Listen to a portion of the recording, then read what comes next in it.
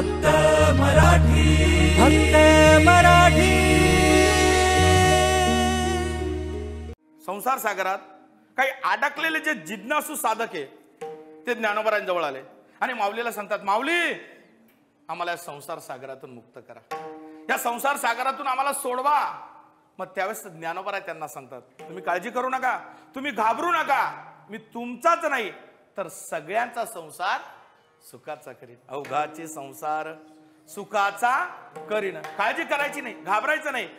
एवढंच नाही, मी तुम्हाला वरून फक्त बोलत नाही, तुम्हाला मी वचन देतो। नाभी नाभी बोलिले वचन, मी नाभीच्या देठापासून सांगतोय तुम्हाला, काळजी करू नका, घाबरू नका, मी तुमचाच नाही सगळ्यांचा संसार सुखाचा करेन। हो, मला सांगा महाराज, सर्वच संत महात्मे सांगतात की मुळात हा संसार दुःखाचा आहे। दुःख बांधवडी आहे हा संसार, सुखाचा विचार ठाऊकची आहे संसार दुःखाचा, चित्तसीन त्याचा भाव नाही। सुख पाहता जावा पाडे, दुःख पर्वता संसार दुःख मूड चहूकडे, विश्रांती नाही कोठे रात्रंदिवस। मुळात हा संसार दुःखाचा आहे महाराज। हो, या संसारात कुणी कुणाचं, कुणीच कुणाचं नाहीये, नाही कुणाचे कुणी, तुझे रे नव्हे कुणी, अंती जासी एकला रे प्राण्या माझे माझे म्हणून। प्राण्या मायेचा बाजार, संसार मायेचा बाजार आहे, संसारात कुणी कुणाचं नाही। हे फक्त तुमचं आमचं जे आहे ना, ते एक नातं आहे, नात्याचा संबंध, एक प्रेमाचा संबंध आहे। काय म्हणतात संत महात्मे, अरे तू तो काया नगर का सौदागर, तुझे अपने वतन पे जाना है। माता कहे बेटा मेरा, पिता कहे बेटा मेरा, अरे ना माता का ना पिता का, ये तो जन्म देने का नाता है। भाई कह बहन मेरी, बहन कहे भाई मेरा, अरे ना भाई का ना बहन का, ये तो रक्षा बंधन का नाता है। सास कहे दामाद मेरा, दामाद कहे सास मेरा, ना सास का ना दामाद का, ये तो बेटी देने का नाता है। कमाल कहे कबीर मेरा, कबीर कहे कमाल मेरा, ना कमाल का ना कबीर का, ये तो हरि गुण गाने का नाता है। तू तो काया नगर का सौदागर, तुझे अपने वतन पे जाना। संसार आहे, संसार मायेचा सागर, कोणी कुणाचं नाहीये, हे नातं आहे। माता कहे बेटा मेरा, पिता कहे बेटा मेरा, ना माता का ना पिता का, हे तो जन्म देने का नाता आहे। आईचं आणि मुलाचं नातं हे जन्माचं नातं आहे महाराज। आईचं आणि मुलाचं नातं हे रक्ताचं नातं आहे। पण याच रक्ताच्या नात्याला विसरणारे याच महाराष्ट्रामध्ये असे कितीतरी पोर आहेत की ज्या पोरांना अजून आई काय ते कळालीच नाही। अरे जीवनात तर आपल्याला सर्व मिळेल हो, काय मिळणार नाही? जा बाजार में जाओ, बाजार में ऐसी कौन सी चीजें हो नहीं मिलती है, सब कुछ मिलता है लेकिन मां नहीं मिलती। सर्व मिळेल महाराज, पण आपल्याला आई मिळणार? जीवनातून ज्याची आई गेली ना, त्याने समजावं की आपला सुखाचा समुद्र आटला। आई काय असते? आई आई मायेचा सागर, समृद्धाची घागर, चैतन्याचा जागर असते। आई भाजीतलं मीठ, पहिलं विद्यापीठ, हक्काचं व्यासपीठ असते। आई आई पावसाच्या धारा, थंडगार वारा, मायेचा उभार असते। दादा, आई ही आईच असते। आई आई ही आईच असते, नसते सांभाळणारी दाई। दाई म्हणजे नोकरीन बाई। आई ही आईच असते, नसते सांभाळणारी दाई, असल्यावर कळत नाही आणि नसल्यावर मिळत नाही। अरे समुद्राची शाई, आकाशाचा कागद, पर्वताची लेखणी, साक्षात सरस्वती माता जरी आईची उपकार लिहायला बसते ना, तरी आईची उपकार लिहिता येणार नाही, कारण स्वामी तिन्ही जगाचा, आई विना भिकारी। अरे डोंगराच्या पलीकडे गेलेला सूर्य तुम्हाला दिसू शकतो, ढगाच्या आड गेलेला सूर्य परत दिसू शकतो, पण एकदा मातीत गेलेली आई पुन्हा दिसणार नाही महाराज। आईचं प्रेम आहे, आई सारखं दैवत या जगामध्ये नाहीये। माता कहे बेटा मेरा, पिता कहे बेटा मेरा, ना माता का ना पिता का, हे तो जन्म देने का नाता आहे। आईचं आणि मुलाचं नातं रक्ताचं आहे।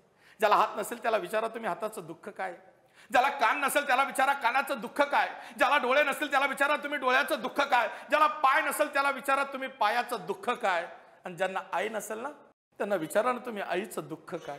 2 महिन्याचा होता तेव्हापासून आई त्याला पाठीला बांधत होती, रात्रंदिवस कावाड कष्ट करत होती, पोराला लहानाचं मोठं करत होती। शाळेत जाता जाता एक दिवशी त्या आईचा प्राण गेला।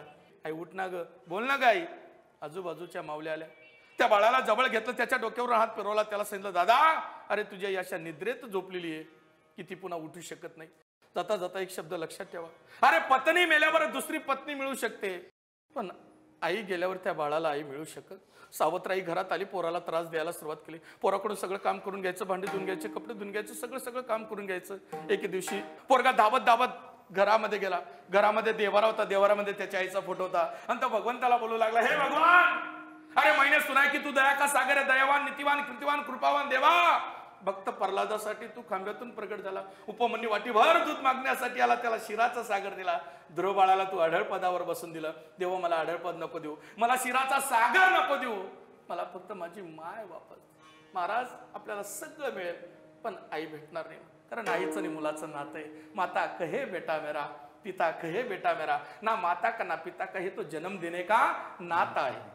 कमाल कहे कबीर मेरा, कबीर कहे कमाल मेरा, ना कमाल का ना कबीर का, हे तो हरिगुण गाने का नाता है। तो काया नगर का सौदागर, तुझे अपने वतन पे जाना है। संसार मिथ्ये, संसार मायेचा सागर आहे महाराज। आणि या संसारात अडकलेले काही साधक माऊलींजवळ आले आणि माऊलीला सांगतात, माऊली आम्हाला संसारातून मुक्त करा, आम्हाला संसारातून सोडवा। मग ज्ञानेश्वर महाराज त्यांना धीर देतात, काळजी करू नका, घाबरू नका, मी तुमचाच नाही तर सगळ्यांचा संसार सुखाचा करेन, अवघाची संसार सुखाचा करीन। मग त्यावेळेस ते साधक म्हणतात की माऊली तुम्हाला राहायला घर नाहीये, तुम्ही झोपडीत राहतात, माऊली तुम्ही मधुकरी मागून पोट भरताय आणि तुम्ही म्हणतात की अवघाचे संसार सुखाचा करीना। कोणाच्या आधाराने बोलतायत तुम्ही माऊली? आणि खरंच माऊलीचं जीवन तसंच होतं। काय असेल माझ्या ज्ञानोबारायांचं जीवन?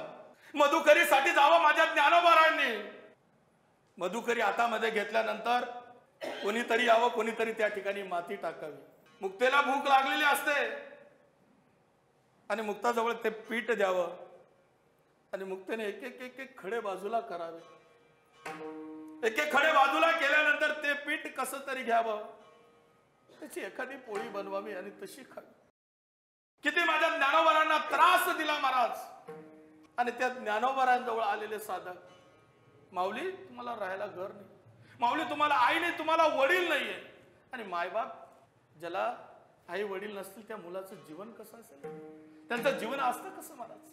आई नसू द्या, वडील नसू द्या, आईला जेवढा मान असतो तेवढाच वडिलांना पण असतो। वडिलांना कधी कमी लेखायचं नाही, वडिलांना कधी कमजोर समजू नका महाराज। अरे आई घराचं मांगल्य आहे, बाप घराचं अस्तित्व आहे, पण घरच्या अस्तित्वाला ओळखतं कोण? अरे जन्म देणारी आई तुम्हाला सर्वांना न्या, ते सर्वांना माहिती आहे, पण रात्रभर दवाखान्यात चक्र मारणारा बापाला विसरून जातो। शाळेत मुलगा पहिला आला तर आई सर्वांना सांगते माझा मुलगा पहिला आला, पण गपचूप हॉटेलमध्ये जाऊन पेढ्याचा बॉक्स आणणाऱ्या बापाला विसरून जातो। अरे तो बाप आपल्या मुलाला 10 रुपये देतो, मुलीला 20 रुपये देतो। मुलगा 10 रुपये घेतो, न्हावीच्या दुकानात जातो, मुलगी 20 रुपये घेते, ब्युटी पार्लर मध्ये जाते, पण त्याच घरातला बाप दाढी करण्याचा साबण संपला म्हणून कपडे धुण्याच्या साबणाने दाढी करणारा तो बाप असतो। अरे आई तुम्हाला, आई मला पण आहे ना। आपली आई जर मेली ना, आईचं कपाट उघडा, आईच्या कपाटात आपल्याला 15 ते 20 नव्या कोऱ्या साड्या सापडतील, पण 35 ते 40 हजार रुपये पगार कमावणारा बाप त्याचा बनेल तर बाप, त्या बनेलला छिद्रे पडलेले असतात। एखाद्या मुलाला विचारा, का रे बाबा तुझे वडील? महाराज माझे वडील खूप मारझोड करतात, माझे वडील म्हणजे व्यसनी, माझ्या वडिलांचा स्वभाव म्हणजे एकदम तापट। नाही रे, जर तुला बापाला बघायचं असेल ना, बापाला नारळ बघ, नारळ। अरे नारळ वरून किती कडक असतं, पण तेच नारळ फोडल्यावर अमृतासारखं गोड पाणी देणारा तो बाप असतो। अरे रस्त्याने चला, रस्त्याने चालता चालता जर पायाला ठेच लागली, आई ग हा शब्द निघतो, पण पुढे गेल्यानंतर मोठा सर्प दिसू द्या, बाप रे हेच वाक्य बा। छोटं संकट आलं तर आई आठवते, पण मोठमोठे वादळे ज्या दिवशी आपल्याला पेलवायचे असतात ना, त्यावेळेस आपल्याला आपला बाप आठवतो महाराज। बाप कसाही असू द्या, बाप आयुष्यात 2 वेळा रडतोच, 2 वेळा त्याच्या डोळ्यातून अश्रू पडतात। बाप पहिल्यांदा रडतो ज्या दिवशी त्याची मुलगी सासरी जाते ना, त्या दिवशी। मुलगी सासरी जात असताना ती लहान बहीण येते आणि गळा भेटी मारते आणि ती सांगते, ताई आईकडे लक्ष ठेवा, बाबाकडे लक्ष ठेव। दुसरा पाऊल टाकते, आई येते, आई धावत धावत येते, आपल्या मुलीला कडकडून मिठी मारते आणि सांगते, का ग ताई कसं होईल ग तुझं? त्यावेळेस ती मुलगी हात जोडते, आई आई मी माझा संसार सुखाचा करेन ग, आई माझी एकही तक्रार तुझ्या कानापर्यंत येऊ देणार नाही, आई आतापर्यंत काही चुकलं असेल तर मला माफ कर ग, आई आतापर्यंत काही चुकलं असेल तर मला माफ कर, पण आई माझ्या बापाशी भांडू नको। आई ज्या दिवशी माझ्या बापाशी भांडते ना, माझा बाप दिवसभर जेवत नाही। मी बाबाला सांगायचो, बाबा जेवा ना, बेटा मला भूक नाही, बाबा जेवा ना, खरंच मला बेटा भूक नाही, बाबा तुम्ही जेवले नाही ना, मी सुद्धा जेवणार नाही। आणि ते दृश्य त्या घरातला बाप पाहतो आणि बाप धावत धावत जातो आणि त्याच्या पत्नीला बोलतो, का ग का रडते? कशासाठी? रडू नको, अगं आपली मुलगी आहे, पतीला चांगलं ठेवेल, सासू सासरे देराला जेठाला नानाला घरादाराला सुख समाधान ठेवेल, रडते कशाला? अगं मुलगी म्हणजे परक्याचं धन असतं, आज ना उद्या ते जात असतं, कशाला रडते? चल घरात, चल घरात. आणि सगळ्यांना घरामध्ये घेतो आणि सगळे पाहुणे रावळे गेल्यावर एका कोपऱ्यामध्ये धुसभूस रडणारा तो बाप असतो. आईला जेवढा मान आहे तेवढा वडिलांना, पण ज्यांना आई वडीलच नसतील त्यांचं जीवन कसं असतं?